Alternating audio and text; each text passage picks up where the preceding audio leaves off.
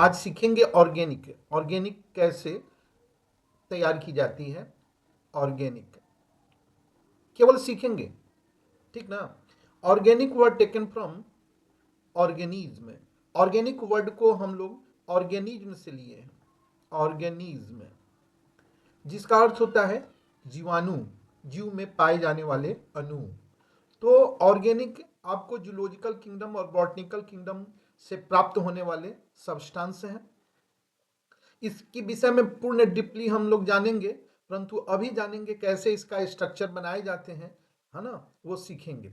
Organic में मुख्य रूप से, अब अभी हमने थोड़ी देर पहले कहा कि ये जूलॉजिकल किंगडम और बॉटनिकल किंगडम में पाए जाते हैं। तो कोई भी सब्सटेंस अधिकांश पाया गया है जो जूलॉजिकल किंगडम और बॉटनिकल किंगडम से प्राप्त होने वाले सब्सटेंस को यदि हम लोग कंबशन कराएं, जलाएं, हीट करें, जलाएं उसको, तो वो एक कार्बन के रूप में शेष बचता है और हाइड्रोजन जो है ना वह आपको जल जाता है। और हाइड्रोजन के जलने में मदद कौन करता है? तो ऑक्सीजन मदद करता है। और ऑक्सीजन ज्यादा से ज्यादा कंबशन नहीं हो तो इसे कंट्रोल करता है कौन? तो नाइट्रोजन कंट्रोल करता है, ठीक है ना। और सल्फर जो है ना सबको जोड़े रखता है ना। इसके अलावा हैलोजन रहते हैं। तो किसी भी ऑर्गेनिक कंपाउंड में मुख्य रूप से आपको carbon, nitrogen, oxygen, sulphur, halogen और हाइड्रोजन रहेंगे। इनके अलावा अन्य और एलिमेंट होने की संभावना है और रहते भी हैं, जिसको हम बारी बारी से जानेंगे। अभी तो केवल हम सीख रहे हैं ऑर्गेनिक क्या है। तो ऑर्गेनिक में ये कार्बन जो है जिसका एटॉमिक नंबर 6 होता है, ये नाइट्रोजन है जिसका एटॉमिक नंबर 7 होता है, और ये ऑक्सीजन जो है ना वो जिसका एटॉमिक नंबर 8 होते हैं, है ना। सल्फर का 16 होता है। और हाइड्रोजन में 3 तरह के हाइड्रोजन हैं, मुख्य रूप से 3 तरह के हाइड्रोजन, फ्लोरीन, क्लोरीन, ब्रोमीन और एक और आयोडीन। 4 तरह के हाइड्रोजन मुख्य रूप से इसमें रहते हैं, है ना। क्लोरीन का एटॉमिक नंबर 9 होता है, क्लोरीन का एटॉमिक नंबर 17, ब्रोमीन का 35 और आयोडीन का 53 होते हैं। हाइड्रोजन का एटॉमिक नंबर 1। अब इसका हम लोग इलेक्ट्रॉनिक कॉन्फ़िगरेशन लिखेंगे तो क्या आएगा? 1s2, 2s2, 2p2 और इनकी वैलेंस इलेक्ट्रॉन हो गई 4। नाइट्रोजन का एटॉमिक नंबर लिखेंगे, एटॉमिक इलेक्ट्रॉनिक कॉन्फ़िगरेशन लिखेंगे एटॉमिक नंबर 7 का, तो 1s2, 2s2, 2p3। इसका भी वैलेंस इलेक्ट्रॉन आपको कितना हो गया? इसका वैलेंस इलेक्ट्रॉन 5 हो गया, इसका वैलेंस इलेक्ट्रॉन 4 हो गया। 1s2, 2s2, 2p4, है ना। वैलेंस इलेक्ट्रॉन इसका 6 हो गया। फ्लोरीन का लिखेंगे 1s2, 2s2, 2p5, valence electron आपको 7 हो गया। इन सभी का वैलेंस इलेक्ट्रॉन जो होंगे वह 7 होंगे। ns2, np5, इन सभी में क्लोरीन, ब्रोमीन, आयोडीन सब में डी ऑर्बिटल खाली पड़े हुए हैं, लेकिन इसमें डी ऑर्बिटल नहीं है। ये इनके वैलेंस इलेक्ट्रॉन हो गया। तो वैलेंस इलेक्ट्रॉन, वैलेंसी और कोवैलेंसी में क्या फर्क है पहले वो हम लोग समझ जाए, फिर ऑर्गेनिक के स्ट्रक्चर के विषय में जानेंगे। अगर केमिकल बॉन्डिंग में आपने पढ़ा होगा वैलेंसी कोवैलेंसी तो कोई बात नहीं है, अगर नहीं पढ़े होंगे तो हम आपको ब्रीफली हम समझा देते हैं। यहाँ पर देखिए अनपेयर्ड इलेक्ट्रॉन, इसमें जो है ना, इसमें जो अनपेयर्ड इलेक्ट्रॉन 2 ही हैं कार्बन में। वैलेंस इलेक्ट्रॉन कितने हैं? 4 हैं। एस में 2 इलेक्ट्रॉन और पी में 2 अनपेयर्ड इलेक्ट्रॉन होना चाहिए। इसकी वैलेंसी 2 ही होना चाहिए, लेकिन ये एक्साइटेड स्टेट में इलेक्ट्रॉन जो है इससे ये जंप करके इसमें आ जाते हैं, जिससे अनपेयर्ड इलेक्ट्रॉन की संख्याएं क्या हो जाती है? बढ़ जाती है। अनपेयर्ड इलेक्ट्रॉन की संख्या क्या हो जाती है? बढ़ जाती है, ठीक है ना। एक अनपेयर्ड इलेक्ट्रॉन ये 4, है ना। और इनके 2s orbital, 2px orbital, 2py orbital, 2pz orbital, ये चारों आपके बॉन्ड फॉर्मेशन में भाग लेते हैं, बॉन्ड फॉर्मेशन में भाग लेते हैं, इसलिए इसकी कोवैलेंसी आपको वैलेंसी 4 हो जाती है, ये टेट्रा कोवैलेंसी हो जाते हैं। यहाँ नाइट्रोजन का देखिए, नाइट्रोजन को देखेंगे तो इसमें आपको अनपेयर्ड इलेक्ट्रॉन की संख्याएं जो है वह कितनी है, अनपेयर्ड इलेक्ट्रॉन की संख्या इसमें इसमें 2 पेयर इलेक्ट्रॉन है, पी में कितने 3 अनपेयर्ड इलेक्ट्रॉन है, तो इसकी वैलेंसी 3 होगी। लेकिन इनके चारों बॉन्ड या चारों ऑर्बिटल कौन कौन, 2s orbital, 2p orbital, 2p orbital, 2p orbital, ये चारों ऑर्बिटल बॉन्ड फॉर्मेशन में भाग लेंगे, जिसके कारण ये भी कोवैलेंसी, इसकी भी कोवैलेंसी जो होगी वह 4 होगी, यानी ये भी टेट्रा कोवैलेंसी है। उसी तरह ऑक्सीजन में देखें, ऑक्सीजन की 2 अनपेयर्ड इलेक्ट्रॉन होंगे, ऑक्सीजन में कितने अनपेयर्ड इलेक्ट्रॉन होंगे, 2 अनपेयर्ड इलेक्ट्रॉन होंगे, और इसमें डी ऑर्बिटल खाली नहीं है, इसलिए एक्साइटेड स्टेट में भी 2 ही अनपेयर्ड इलेक्ट्रॉन शो करेंगे, वैलेंसी 2 हो जाएगी। लेकिन 4 ऑर्बिटल है, लेकिन 4 ऑर्बिटल होने के कारण मैक्सिमम कोवैलेंसी 4 होना चाहिए, टेट्रा कोवैलेंसी होना चाहिए, लेकिन बॉन्ड फॉर्मेशन में 2 ही भाग लेते हैं, कभी कभी ये भी बॉन्ड फॉर्मेशन में भाग ले लेते हैं, तो हम 3 मैक्सिमम कोवैलेंसी कह सकते हैं, लेकिन मैक्सिमम कोवैलेंसी 4 होना चाहिए, 3 हो सकते हैं, है ना, और 2 ही वैलेंसी होते हैं।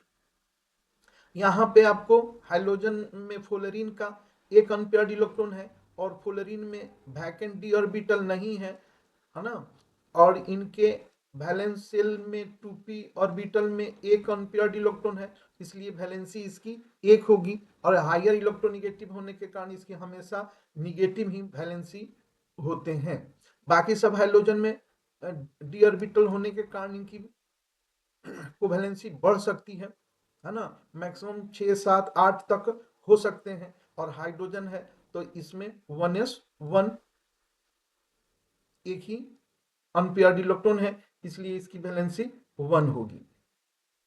यहां तक तो सभी लोग समझ गए होंगे।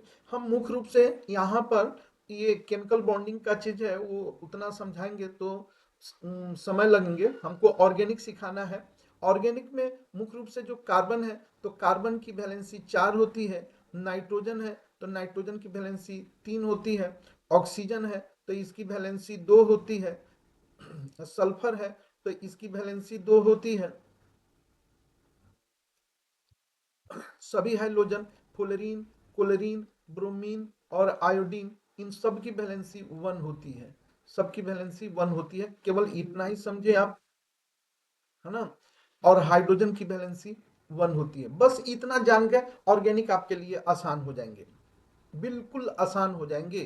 कार्बन की वैलेंसी 4 है तो ये 4 बॉन्ड्स है, क्योंकि केमिकल बॉन्डिंग अभी तो आप पता नहीं पढ़े हैं कि नहीं, 4 वैलेंसी चारों डायरेक्शन में हम दे सकते हैं, या जरूरत पड़ने पर 2 एक तरफ, एक तरफ दे सकते हैं, या और जरूरत पड़ने पर 3 एक तरफ दे सकते हैं, और जरूरत पड़ने पर 2 बॉन्ड इधर 2 बॉन्ड इधर कर सकते हैं, है ना, जो केमिकल बॉन्डिंग में आप लोग स्पष्ट रूप से पढ़े होंगे। नाइट्रोजन की है तो नाइट्रोजन की 3 है तो तीनों तरफ कर सकते हैं, और 2 एक तरफ कर सकते हैं, या तीनों एक ही साइड में कर सकते हैं, ठीक है। और ये सल्फर ऑक्सीजन है तो ऑक्सीजन की कितनी होती है, 2 है, तो ऑक्सीजन की 2 है, दोनों साइड में कर सकते हैं, या दोनों एक ही तरफ कर सकते हैं। सल्फर है तो दोनों तरफ कर सकते हैं, या दोनों एक ही तरफ कर सकते हैं, बाकी इन सबों का एक ही डायरेक्शन में होंगे। इन जो हाइड्रोजन ग्रुप है और हाइड्रोजन है इन सब का एक ही डायरेक्शन में, ये सिखाने के लिए हम ऐसा बोल रहे हैं, ठीक है ना, ये सिखाना है, केवल जो व्यक्ति केमिकल बॉन्डिंग नहीं पढ़े हैं और उनको ऑर्गेनिक सीखना है उनके लिए हम ये बता रहे हैं, ठीक है ना। अब हम लोग जानेंगे, अब देखिए आपको थोड़ी देर पहले हमने बताया था कि जो ऑर्गेनिक कंपाउंड जो है, जो जूलॉजिकल और बॉटनिकल किंगडम से प्राप्त होते हैं, अधिकांशतः कुछ लैब में भी बनाए जाते हैं, तो ये इसे कंबशन कराने पर, जलने पर ये शेष बच जाते हैं और हाइड्रोजन जलते हैं, हमने अभी थोड़ी देर पहले आपको बताया है। तो इसका अर्थ क्या हो रहा है, इसका अर्थ हो रहा है जो ऑर्गेनिक कंपाउंड में कार्बन और हाइड्रोजन निश्चित होंगे, इसके अलावा तो ऑक्सीजन होंगे ही होंगे, है ना, नाइट्रोजन होंगे ही होंगे, सल्फर होंगे ही होंगे, लेकिन अन्य अदर कंपाउंड में होने की प्रोबेबिलिटी है, जिसकी चर्चा हम लोग बारी बारी से करेंगे। लेकिन मुख्य रूप से कार्बन और हाइड्रोजन तो निश्चित ही रहेंगे, है ना। यदि कार्बन की संख्याएं n हो और हाइड्रोजन उसके दुगुने से 2 ज्यादा हो, तो उस पोजीशन में हम लोग कार्बन कार्बन के बीच में इस तरह का स्ट्रक्चर को बनाएंगे। अभी सिखाना है, अब क्या कारण है वो नहीं समझाना है, अभी सिखाना है। सीखने के बाद सभी के कारण को हम लोग जानेंगे। जब तक कारण नहीं समझेंगे, है ना, ऑर्गेनिक में तो बस केवल कॉन्सेप्ट पे है ना, केवल कॉन्सेप्ट है, कुछ रट्टा नहीं करना है, कुछ रटना नहीं है, केवल कॉन्सेप्ट के आधार पर ही पूरा ऑर्गेनिक है। ऑर्गेनिक के GOC1 GOC2 जो है नोमेनक्लेचर है, पूरा कॉन्सेप्ट पे है, रटना कुछ नहीं है। हाँ, कुछ बातों को तो ध्यान में रखना पड़ता है ना, रट्टा नहीं मारा जाता है। यहां पर देखेंगे कार्बन की संख्या n और हाइड्रोजन उसके दुगुना से 2 हो, तो कार्बन कार्बन के बीच में सिंगल बॉन्ड होंगे, कार्बन कार्बन के बीच क्या होंगे, सिंगल बॉन्ड होंगे। अभी हम इसका नाम हम नहीं बता रहे हैं, अभी हम आपको फॉर्मूला स्ट्रक्चर लिखने के विषय में बता रहे हैं। इसको हम लोग कहेंगे जनरल फार्मूला, इसको क्या कहेंगे, जनरल फार्मूला कहेंगे, इसको हम लोग कहेंगे जनरल फार्मूला कहेंगे। ठीक है, जनरल फार्मूला का डिफिनेशन सब वगैरह अभी तो सिखा रहे हैं ना, है ना, बाद में बताएंगे सब। देखिए यहां पर एन की जगह पर एन एक आपको एक संख्या है, नेचुरल नंबर है, ठीक है ना। इसमें हम लोग आपको एन के जगह पर एक रखेंगे तो हाइड्रोजन कितना होगा, 2 × 1, 2 × 1 = 2 प्लस 2 4 हो जाएंगे। अगर हम लोग 2 रखेंगे तो हाइड्रोजन कितना होगा, 2 × 2 कितना हो जाएंगे, 2 में 2 से मल्टीप्लाई करें 4 प्लस 2 कितना हो गया 6, ये 6 हो जाएंगे। ठीक है, बात समझ में आ रही है। ठीक उसी तरह अगर हम लोग यहाँ पर n की जगह पर 3 रखेंगे तो h कितना होगा, 2 × 3, मेरे साथ आप भी दोहराएं देखें, है ना, 2 × 3 कितना हुआ, 6 प्लस 2 8 हो जाएंगे। फिर आप 4 रखेंगे तो 10 हो जाएंगे। इसी तरह से ये बढ़ता चला जाएगा, दुगुना से 2 ज्यादा होते चले जाएंगे। 5 रखेंगे तो 12 हो जाएंगे, 6 रखेंगे तो 14 हो जाएंगे। ठीक है, 7 रखेंगे तो 16 हो जाएंगे, 8 रखेंगे तो 18 हो जाएंगे। ठीक है, 9 रखेंगे तो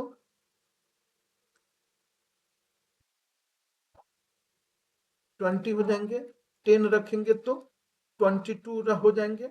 ठीक है ना, आपको 11 रखेंगे तो कितना हो जाएंगे, 24 हो जाएंगे। इस तरह से हम लोग आगे रख सकते हैं। ठीक है ना, अब हम यहां पर देखेंगे इसका स्ट्रक्चर कैसे बनाए जाते हैं। यहां हम C7 और H16 का देख रहे हैं, यहां पर कितने 7 कार्बन है, 7 कार्बन को हम एक एक करके कर देते हैं। ठीक है ना, और थोड़ी देर पहले बताए हैं जब दुगुना से 2 ज्यादा हो तो चारों डायरेक्शन में बॉन्ड हो सकते हैं, तो हम इसके चारों डायरेक्शन में बॉन्ड कर देते हैं, है ना। ये इससे जुड़ जाएंगे कोवलेंट बॉन्ड के द्वारा, ये इसके कोवलेंट बॉन्ड, ये इससे, फिर कोवलेंट बॉन्ड से ये इसके कोवलेंट बॉन्ड से जुड़ जाएंगे, ये कोवलेंट बॉन्ड से जुड़ जाएंगे, है ना। ये हाइड्रोजन से कोवलेंट बॉन्ड से जुड़ जाएंगे, कोवलेंट बॉन्ड से जुड़ जाएंगे, कोवलेंट बॉन्ड से जुड़ जाएंगे, कोवलेंट बॉन्ड से जुड़ जाएंगे, कोवलेंट बॉन्ड से जुड़ जाएंगे, कोवलेंट बॉन्ड से सारे इलेक्ट्रॉन की शेयरिंग होगी। हाइड्रोजन की एक अनपेयर्ड, कार्बन की एक अनपेयर्ड से, है ना। कार्बन जब एक्साइटेड स्टेट में आते थे तो ये 4 अनपेयर्ड हो जाते थे, थोड़ी देर पहले हमने बताया है। इसके एक एक अनपेयर्ड इलेक्ट्रॉन, इसके एक एक अनपेयर्ड एक दूसरे से जुड़ जाएंगे, एक दूसरे से जुड़ जाएंगे, है ना। इसको कहेंगे मोलिकुलर फार्मूला। इन सबों को क्या कहेंगे, मोलिकुलर फार्मूला। क्या कहेंगे इसको, मोलिकुलर फार्मूला कहेंगे। उसके पहले हम लोग ने स्ट्रक्चर फार्मूला के विषय में देखा ये, और इसको कहेंगे स्ट्रक्चरल फार्मूला, इसको कहेंगे बेटा स्ट्रक्चरल फार्मूला कहेंगे, स्ट्रक्चरल फार्मूला कहेंगे। ठीक है ना, स्ट्रक्चरल फार्मूला कहेंगे। इस कार्बन पर कितने हाइड्रोजन है, इस कार्बन पर 3 हाइड्रोजन है, CH3। इस कार्बन पर कितने हाइड्रोजन है, 2 है, CH2। इस कार्बन पर कितने हैं, 2 है, CH2। इस कार्बन पर कितने हैं, 2 है, CH2। इस कार्बन पर कितने हैं, 2 है, CH2। इस कार्बन पर कितने हैं, CH3 लास्ट वाले कार्बन में। इसको कहेंगे स्ट्रक्चर फार्मूला, इसको कहेंगे कंडेंस फार्मूला। ठीक है ना, कंडेंस फार्मूला कहेंगे। ठीक है,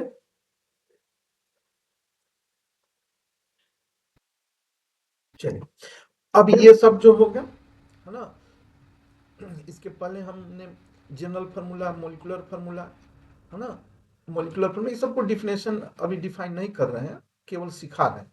इसको स्ट्रक्चर फार्मूला, इसको कंडेंस फार्मूला, है ना। देखिए, अब इस कार्बन की जगह पर हम एक बॉन्ड दे दें, एक पॉइंट दे दें, इसका CH3 हुआ, ये bond CH2, bond CH2, bond CH2, bond CH2, bond CH2, ये जो हो गए आपको 1 2 3 4 5 6 7, ये 7, इसको हम लोग बॉन्ड लाइन स्ट्रक्चर कहेंगे, ठीक है ना। तो इस तरह से आप घर पर सब काम बना लेंगे, ये सारे के सारे, ठीक है ना। सबका structure formula, condense formula, molecular formula और बॉन्ड लाइन फार्मूला आप बना लें, ठीक है। अब हम आपको बता रहे हैं CnH2n, ठीक है ना। अभी नाम नहीं सिखा रहे हैं बाबू, ठीक है ना, नाम अब सिखाएंगे।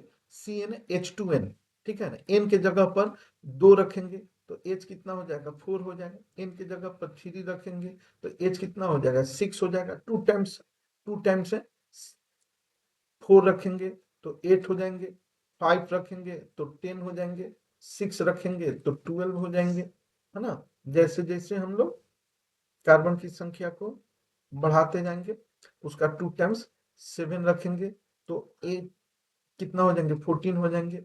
8 रखेंगे तो 16 हो जाएंगे। 9 रखेंगे तो 18 हो जाएंगे। 10 रखेंगे तो 20 हो जाएंगे। 11 रखेंगे तो 22 हो जाएंगे, ठीक है ना। जब रहे दुगुना, समझ गए मुन्ना, जब कार्बन से हाइड्रोजन की संख्या रहे दुगुना, तो हम लोग कार्बन कार्बन के बीच किसी एक जगह पर, कहीं एक जगह पर डबल बॉन्ड बैठा देंगे, कहीं एक जगह, सब जगह नहीं, कहीं एक जगह हम डबल बॉन्ड बैठा देंगे, डबल बॉन्ड कर देंगे। कार्बन की वैलेंसी 4, है ना। अभी इसके पहले हमने आपको बताया ना, सबकी वैलेंसी के विषय में आपको बताया है। ये कार्बन की वैलेंसी 4 होगी, नाइट्रोजन के 3, ऑक्सीजन के 2, सल्फर के 2, सारा हाइड्रोजन का 1 होगा और हाइड्रोजन का 1 होगा। सिर्फ कार्बन का 4, बाकी सब आपको याद हो जाना चाहिए। कार्बन का 4, नाइट्रोजन 3, ऑक्सीजन 2, सल्फर 2, बाकी सबका 1। बस इतना जिसको याद हो गया उसका ऑर्गेनिक परिपूर्ण हो जाएंगे, उसका ऑर्गेनिक परिपूर्ण हो जाएंगे। खत्म शब्द नहीं कहेंगे, है ना, परिपूर्ण हो जाएंगे, अच्छा से समझ में आने लगेगा, ठीक है ना।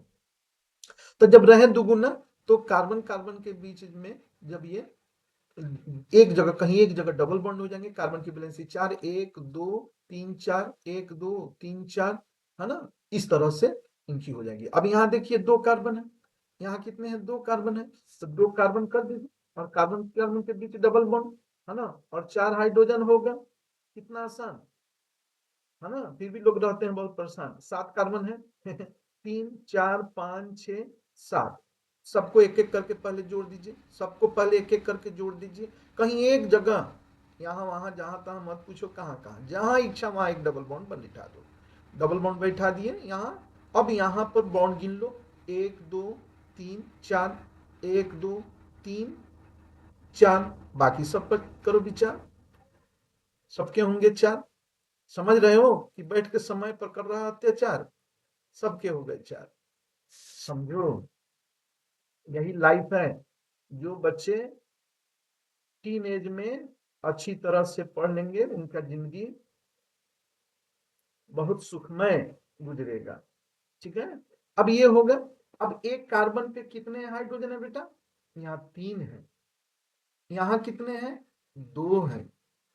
यहाँ कितने हैं, 2 है। यहाँ कितने हैं, 1 है। और डबल बॉन्ड है, फिर 1 है। उसके बाद यहाँ कितने बेटा, 2 है। यहाँ कितने हैं, 3 है। 1 2 3 4 5 6 7, ये हो गया आपको मोलिकुलर फार्मूला, जो थोड़ी देर पहले बताएं। ये स्ट्रक्चर फार्मूला होगा बेटा, है ना। और ये क्या हो गया, कंडेंस फार्मूला हो गया, है ना। और इसकी बॉन्ड लाइन फार्मूला क्या हो जाएंगी, ये CH3 CH2 CH2 CH CH CH2 CH3, लेकिन डबल बॉन्ड है ना, 1 2 3 1 2 3, यहाँ डबल बॉन्ड हम लोग ऐसे दे देंगे। ये बॉन्ड लाइन स्ट्रक्चर होता है। तो इस तरह से आप घर पे प्रैक्टिस करें, इन सभी का बनाएं, है ना।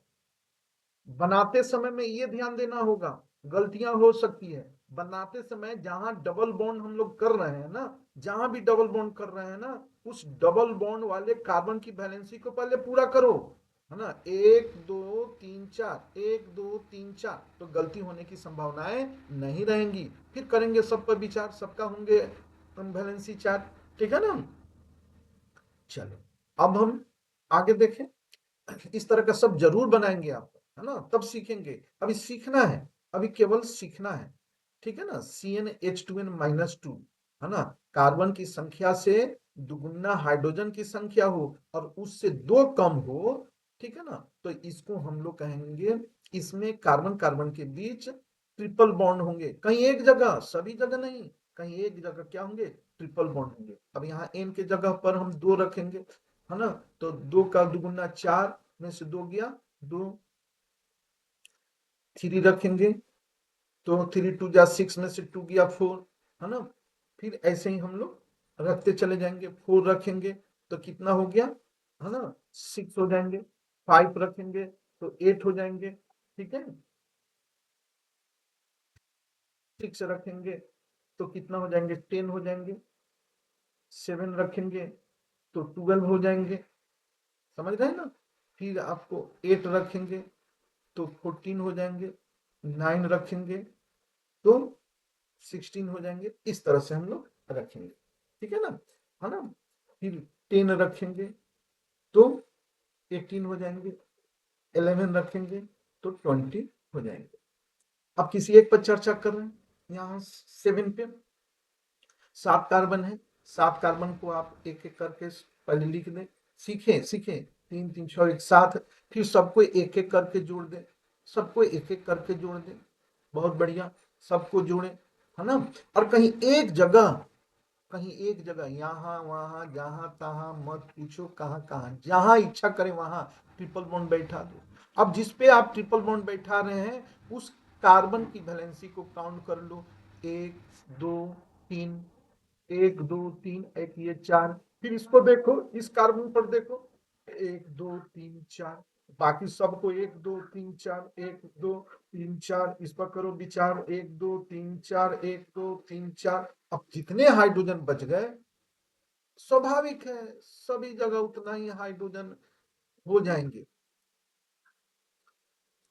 5 2 7 2 9 3 12। अब इस कार्बन पे कितने हाइड्रोजन है, 3 हाइड्रोजन है, CH3 CH2 C triple bond CH2 CH2 CH3, है ना। यहाँ कितना कार्बन है, 7 कार्बन है ना।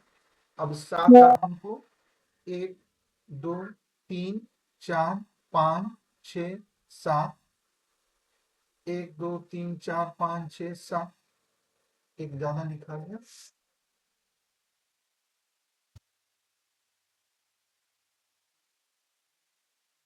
4 5 6 7, कहीं एक जगह ट्रिपल बॉन्ड 1 2 3 पे है ना, 1 2 3 पे यहाँ ट्रिपल बॉन्ड कर दो, ये बॉन्ड लाइन स्ट्रक्चर हो गया, ठीक है ना। इस तरह से हम लोग ये करेंगे, ठीक है ना। इस तरह आप प्रैक्टिस करें, प्रैक्टिस करें, जब प्रैक्टिस जब हो जाएंगे तो आपको कुछ याद करने के लिए देते हैं, है ना।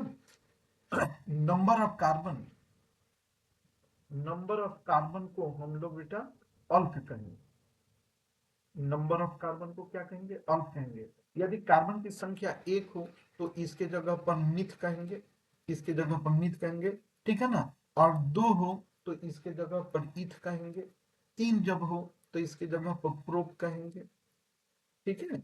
4 जब हो तो इसके जगह पर ब्यूट कहेंगे, 5 जब हो तो इसकी जगह पर पेंट कहेंगे, ठीक है ना। 6 हो तो इसके जगह पर हेक्स कहेंगे, है ना। 7 हो तो इसके जगह पर हेप्ट कहेंगे, ठीक है। 8 हो, सी 8 हो तो इसकी जगह पर ऑक्ट कहेंगे, 9 हो तो इसकी जगह पर नॉन कहेंगे, ठीक है। जब 10 हो तो इसकी जगह पर डेट कहेंगे, 11 हो तो ऑन डेट कहेंगे, 12 हो तो डोडेक, 13 हो तो ट्राइडेक, 14 हो तो टेट्राडेक, 15 हो तो पेंटाडेक, 16 हो तो हेक्साडेक, 17 हो तो हेप्टाडेक, 18 हो तो ऑक्टाडेक, नोनाडेक, 19 हो 20 हो तो इसकॉस या आईकॉन, ठीक है ना, सब लिखाएंगे सब लिखाएंगे, ठीक है ना, 21 हो तो अनकॉस, है ना। पहले आप इतना याद करें, ठीक है ना, फिर आपको नेक्स्ट वीडियो में पूरा लिख करके तब फिर इसके नाम हमको लिखना, इतना याद करें पहले, ये आपको समझे, ये मेरा होमवर्क है, पहले बेटा याद कर ले, सीखें, हम लोग एक एक करके सीखेंगे, ठीक है ना, इसके बाद नेक्स्ट अगले वीडियो में, ठीक है, ओके।